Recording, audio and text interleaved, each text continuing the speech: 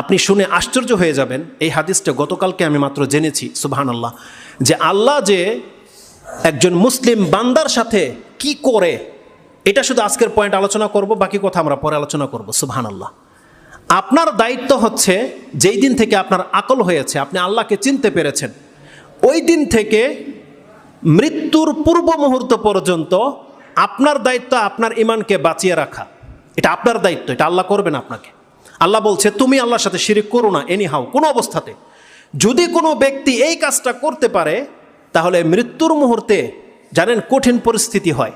মৃত্যুর মুহূর্তে শয়তান উপস্থিত হয়ে যায়। শয়তান চেষ্টা করে তখনও আপনাকে গুমরাহ করে দিতে। আল্লাহ সুবহানাহু ওয়া তাআলা বলছেন, বান্দা একটা সুসংবাদ তোমরা গ্রহণ করো, যেই ব্যক্তি এই জমিনে সুস্থ থাকা অবস্থায় আমার বান্দা ছিল, আমার ইবাদত করেছে, আমার সাথে শিরিক করেনি, সেই ব্যক্তি অসুস্থ হয়ে গেলে মৃত্যু মুহূর্তে আমি আল্লাহ তার ইমানের হেফাজতের দায়িত্ব নিয়ে নিলাম। আল্লাহ বলছে এটা আমার পক্ষ থেকে তোমাকে হেফাজত করা হবে। ওই মুহূর্তে তোমাকে শয়তান গুমরাহ করতে পারবে না। জীবনের পুরোটা জীবন আপনি আল্লাহর পথে হেঁটেছেন, আল্লাহ বলছেন একে কোনোদিন শয়তান মৃত্যু মুহূর্তে গুমরাহ করতে পারবে না। আল্লাহ সুবহানাহু ওয়া তাআলা কোথায় বলেছে?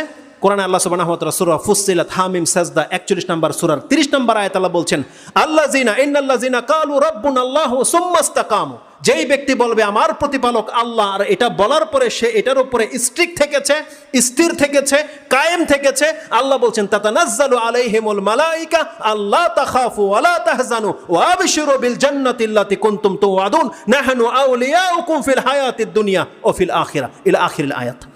এই আয়াত আল্লাহ সুবহানাহু ওয়া তাআলা বলছেন, যেই ব্যক্তি বলবে ইন্নাল্লাযিনা ক্বালু রাব্বুনাল্লাহ, আমার প্রতিপালক হচ্ছেন আল্লাহ, এখানে রব বলেছে, শুধু ইলাহ বলেনি আল্লাহ, রব।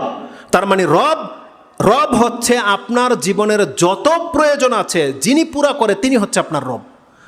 আপনার জীবনের যত প্রয়োজন আছে, যেই ব্যক্তি বলবে আমার প্রয়োজন পুরা করে আমার আল্লাহ, রব্বুন আল্লাহ, আমার রব হচ্ছেন আল্লাহ, আল্লাহ বলছেন সুম্মাস্তাকামু, এটা যদি সে তার সার্বিক জীবনে বাস্তবায়ন করে দেখাতে পারে, তার সন্তান দরকার, সে আল্লাহ ছাড়া আর কারোর কাছে চায়নি, তার সুস্থতা দরকার, সে আল্লাহ ছাড়া অন্য কারোর কাছে চায়নি, তার ভয় আল্লাহকে কেন্দ্রিক, তার ভালোবাসা আল্লাহকে কেন্দ্রিক, এটা যে বাস্তবায়ন করে দেখাতে পারবে, আল্লাহ বলছেন তাতানাজ্জালু আলাইহিমুল মালাইকা, আমি তার জন্য ফেরেশতা নাজিল করে দেব।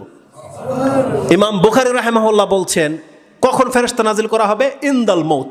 এটা আপনি ইমাম বুখারীর 65 নম্বরের 31 নম্বর যে আলোচনা রয়েছে, 65 নম্বর অধ্যায় তাফসীর, তার 41 নম্বর পরিচ্ছদে গিয়ে পেয়ে যাবেন। ইমাম বুখারী রাহিমাহুল্লাহ